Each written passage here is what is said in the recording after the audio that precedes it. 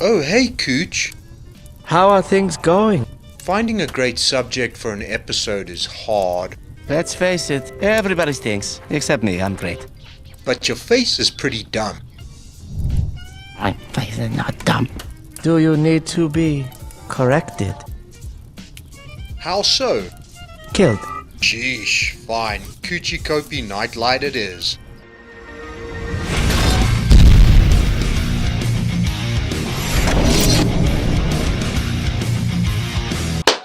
What's up, Internet? Thank you so much for joining us for another episode of Fiction Forge, the show where it's our mission to fan the flames of creativity across the internet and through the hearts and minds of all you amazing, awesome people out there.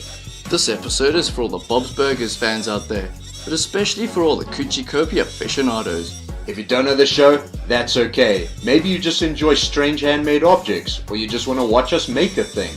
Using the soapy water technique for handling silicone discussed in a previous episode, we're going to show you how to sculpt your very own Kuchi Kopi nightlight out of green silicone. So if you think you know of someone who would enjoy one of these little guys sitting on their desk, then stay a while and enjoy our craft of the day. So Kuchi Kopi is a little girl named Louise's nightlight. Kuchi Kopi, God, the Cooch is only my favorite toy in the world. In a show called Bob's Burgers, which is a show I would highly recommend to anyone that doesn't hate laughing. Yeah, and quite frankly, Louise has plenty of cool stuff in her room. You got wonderful stuff in here. I love it. What? Except for this little guy, he's kind of giving me the creeps. But Kuchi Kopi plays a much more interesting role in the show, and is described by Bob as a spirit that can be different things to different people. It's so cool how he's like a spirit that can be different things to different people. And it shows. In the 2 episodes he features in, he ends up playing a role in first Bob's Hallucination, where he's running a speakeasy in Bob's crawl space. And then later he appears in 2 forms in Louise's Fever Dream, where they go on a Wizard of Oz style adventure together. Peter Bear. I really don't want to fight you. So now we know what we're dealing with, let's have a quick chat about how we plan to craft one of these little guys. This guy. Huh? Am I right? Shush, be quiet. First, we need to find or make something that has the basic shape and dimensions we are after to use as a base. Then we cover the base with a layer of green silicone. Now we can add features to the basic shape to bring the character to life. With the body of the nightlight constructed, all we have to do is add a stand with some green LEDs and we're done. Alright, now that we have everything we need, let's get started. We start things off by making a base to sculpt onto. For our prototype we used a tomato and a lemon, which worked out pretty well. But for this one, we'll use these polystyrene balls. Hang on, we have a problem here.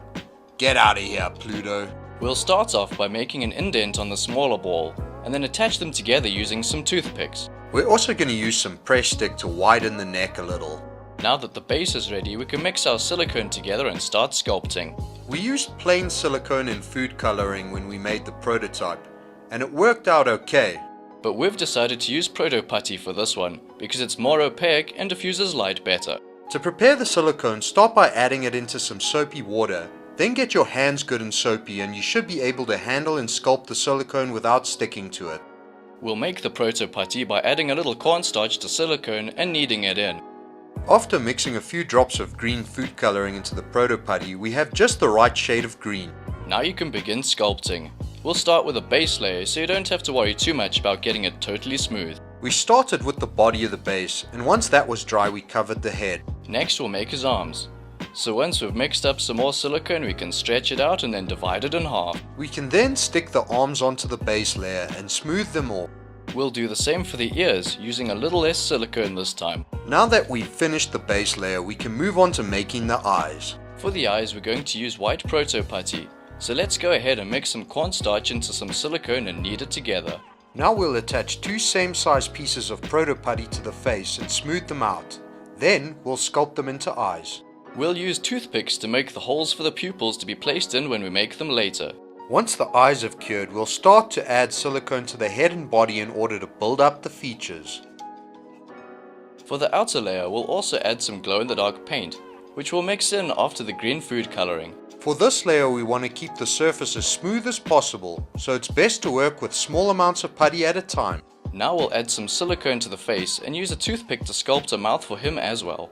We'll now make his mouth by mixing some black acrylic paint with the silicone and then placing it into the groove we made with the toothpick. After that we can mix up a little more black silicone for the pupils. Now we can remove the toothpick and place a small ball of black silicone into the hole in each eye. We now have ourselves a Kuchi Kopi, but it still needs a light. To create the light, we first made this holder by spray painting a bit of broom handle attached to some laminated floorboard with a screw. We then covered it in double-sided tape and easily peeled off the protective tape. We then wrapped our LED strip around it. Now we just need to place Kuchi Kopi on top and we're done. And just before we go check out our final result, if you're enjoying the show, please consider liking and subscribing. You would be doing us a massive favor. And don't forget to hit the bell icon to turn notifications on. Give it to me. Stop it. Give it to me. Stop it. Give it. Stop it. It's my nightlight. Stop. This is embarrassing to me. No. You're a grown man. I'm keeping it! Totally chuffed with this result. They're not made of vinyl and as flawless as ones that would come out of a mold, but I'm sure Louise would approve, and these ones won't melt in the oven. Yeah, and the ones for sale on the net were pretty pricey, so it's nice to get one of this quality for the price of a tube of silicone. The skin tone is a little uneven in places, but I kinda dig it. It gives him wabi-sabi, you know what I mean? Yeah, it almost looks like one of those creepy ultra-realistic renditions of cartoon characters where all their flaws are exaggerated. Exactly, kinda like middle-aged Kuchi Kopi with a few liver spots and some uneven skin tone here and there. It almost looks like you should expect a weird skeleton when you turn it on. That dumb expression. Kuchi is great. Please don't kill me in my sleep. If you're tired of your favorite creators' content being stifled by the need for advertisers, then head over to Patreon and give people who are passionate about their weirdness a much needed helping hand. If you enjoy our content, you feel you get value from it, and you want to get involved with building the community from the ground up, then join us and have your say in what we make and where the channel goes in the future by clicking over to our Patreon page now. Contribute whatever you can per video and you'll be helping to build a world where creatives need not be caged in cubicles or tethered to view counts. Either way, you are always welcome here. Man, I'm glad my hands have stopped peeling. I guess a few days of dish soap with an acetic acid chaser aren't the best thing for your skin. Ah well, at least there's plenty more where that came from.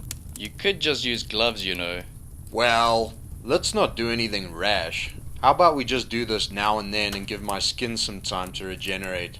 Yeah, that'll work. We probably should tell people to use gloves though. It just seems like more safe.